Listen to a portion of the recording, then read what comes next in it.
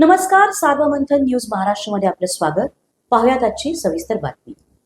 हा उत्सव इथं तहसील कचेरीच्या प्रांगणामध्ये घेण्याचा निर्णय घेतला. असं कधी या राज्यात कुठेही झाल्याचं मला आढळत नाही. पहिलीच वेळ असेल की एक प्रशासनाच्या इथं मुख्यालयासमोर शिवजयंती साजरी होते. याच्यामध्ये शिवजयंतीचा तर उत्साह आहेच, पण या सर्व जनतेच्या मनातली एक भावना देखील आहे, ती देखील या ठिकाणी खरं प्रशासनानं समजून घेतली पाहिजे. गेल्या वर्षभरापूर्वी जी निंदनीय घटना आपल्या राहुरी शहरामध्ये झाली, देवाभाऊंनी उल्लेख केला की गुगलवरती मी तर काय टाकलं नाही, परंतु टाकल्यावरती असं जर नाव येत असेल तर निश्चितपणे आपल्या राहुरी शहराला, राहुरी तालुक्यासाठी अत्यंत लांछनास्पद गोष्ट आहे. राहुरी तालुकाच काय म्हणतो मी, खरं या देशासाठी लांछनास्पद गोष्ट आहे की छत्रपती शिवाजी महाराजांच्या पुतळ्याला दिवसा ढवळ्या एका अर्थानं शासकीयच म्हणावं लागेल, त्या तालीम नगरपालिका चालत होती, तिथं काळं फासलं गेलं आणि आता वर्ष जवळपास उलटून गेलेलं आहे, मात्र अजूनही एकही संशयित आरोपी ताब्यात नाही.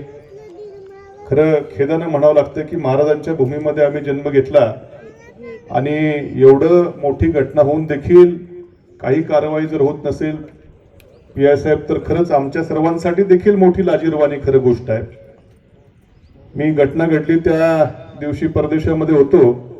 आल्यावर नंतर मला वाटतं 3-4 दिवस उपोषण देखील आपण केलं. उपोषण सोडवायला त्यावेळेस या राज्याचे विरोधी पक्ष नेते देखील इथं आले होते आणि आपले वरिष्ठ अधिकारी देखील होते. यांच्या सर्वांसमक्ष उपोषण सोडलं गेलं. त्याही वेळेस आपण आम्हाला खात्री दिली होती की आम्ही लवकरात लवकर आरोपींना अटक करू, याचा निकाल लावू.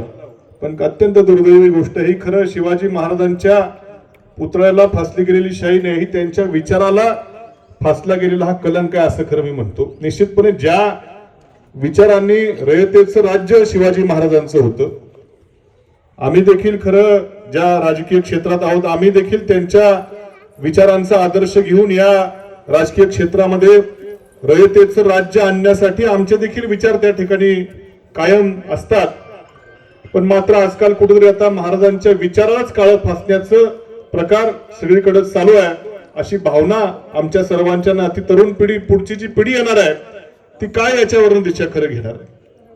मी आपल्याला या निमित्तानं दोष देत नाही.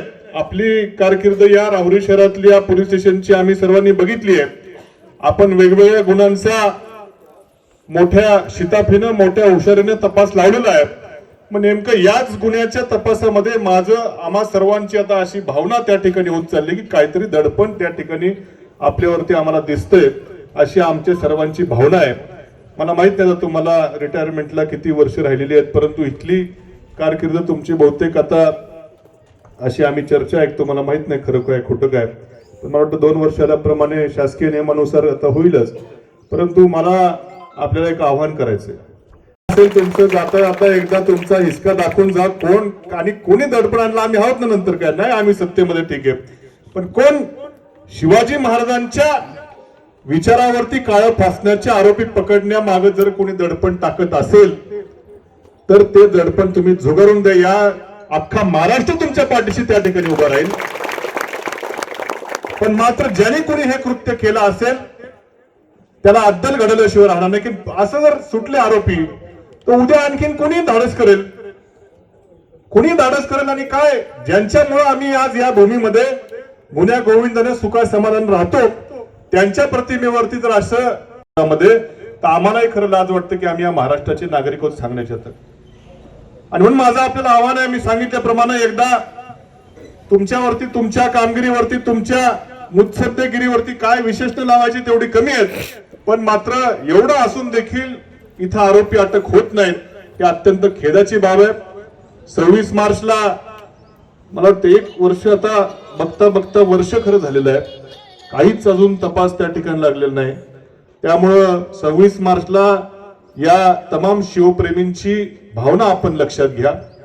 26 मार्चच्या आत काहीतरी आरोपींना आपण त्या ठिकाणी ताब्यात घ्या.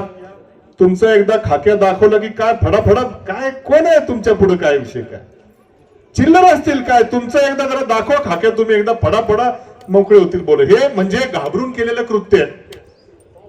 त्यामुळं या प्रकरणाचा तपास आपण लावा. आपली कारकीर्द या राहुरी पोलीस स्टेशन मधली त्याचा उजळून त्या ठिकाणी निघेल अशी या निमित्तानं अपेक्षा या ठिकाणी व्यक्त करतो. आणि खरंच आजच्या शिवजयंतीच्या दिवशी सगळीकडे शिवजयंती साजरी होतीये, पण हा जो महाराजांना कलंक लागलेला आहे, महाराजांच्या विचारांना जो कलंक लावायचा दुष्प्रकार या ज्यांनी कोणी केला असेल त्यांना खरं शिक्षा होणं हीच खरं त्या ठिकाणी शिवजयंतीची शुभेच्छा या महाराष्ट्राच्या नागरिकांना असेल असं माझं मत त्या ठिकाणी व्यक्त करतो. आणि हा कार्यक्रम देवाभाऊ तुम्ही आयोजित केला. इथं काय पक्ष राजकीय आम्ही सगळे वेगवेगळ्या पक्षातले, इथे सत्ताधारी पक्षातले, शेठजी तर कायमच सत्ताधारी पक्षातले तुम्ही आहात, आम्ही पण कायम विरोधी पक्षातले आहोत.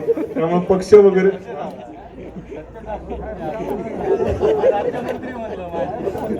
त्यामुळं पक्षाच्या विचारापेक्षा हा विचार सर्वात मोठा महाराष्ट्रामध्ये देशामध्ये आहे आणि या विचार पुढे जगला पाहिजे. या विचाराकडे बोट ठेवण्याचं त्या ठिकाणी धाडस कोणी केलं नाही पाहिजे ही आमची सर्वांची अपेक्षा आहे आणि त्यासाठी म्हणून आम्ही तुमच्याकडे मोठ्या अपेक्षेनं बघतोय.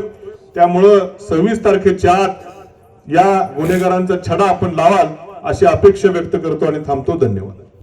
सार्वमंथन न्यूज महाराष्ट्राला लाईक करा, शेअर करा, सबस्क्राईब करा.